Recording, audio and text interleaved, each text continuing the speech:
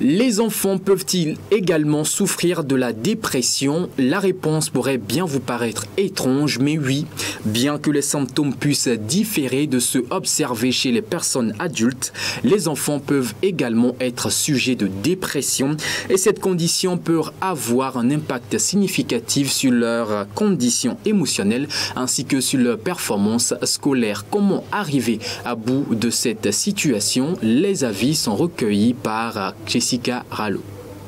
La dépression est un trouble mental qui affecte les personnes de tous âges, y compris les enfants. La dépression chez les enfants est souvent mal diagnostiquée et mal comprise car elle est méconnue d'une grande partie des personnes. Cette maladie mentale peut avoir de graves conséquences sur la santé mentale de l'enfant et son bien-être. Mais quels sont les facteurs qui provoquent cet état dépressif chez l'enfant? Il n'y a généralement pas une seule cause, mais plutôt c'est une combinaison de différentes choses. Nous notons d'abord que les facteurs de risque familiaux et héréditaires, juste après l'accouchement, la mère qui fait une dépression peut encore induire une dépression chez son enfant.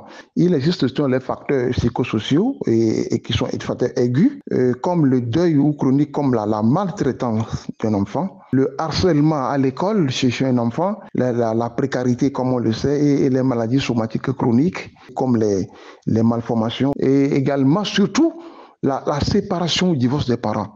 Les manifestations de la dépression infantile sont souvent mal interprétées par les géniteurs.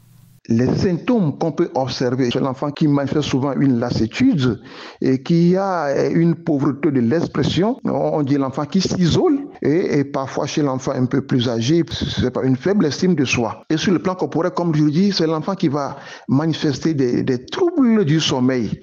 Derrière aussi le tableau somatique, on va voir un enfant qui a l'anorexie, qui est différent de manque d'appétit, ou l'enfant qui, entre-temps, a cessé de faire le pipi au lit, a repris de faire pipi au lit, ce que nous appelons énurésie secondaire, ou l'enfant qui va manifester souvent des maux de tête, les céphalées, les douleurs abdominales intenses. Dans ce cas présent, de nombreuses conséquences sur l'enfant sont à inventorier. Les différents troubles chez l'enfant ont des conséquences potentiellement sur son avenir. L'échec scolaire, l'enfant qui peut être un peu frustré. Au fil du temps, comme on l'a vu, on pourra voir survenir des troubles avec sensibilité aux infections. L'enfant qui fait asthme, qui a les boutons sur le corps. La dépression chez l'enfant est un sujet important qui nécessite une attention accrue. Il est essentiel de reconnaître les signes et les symptômes de la dépression chez les enfants et de leur fournir un soutien et des traitements appropriés. Le traitement possible chez l'enfant, l'efficacité. En cas de suspicion de dépression franche chez un enfant, dépression grave, alors il faut l'orientation d'un pédopsychiatre. Alors l'hospitalisation se justifiera en cas de risque suicidaire.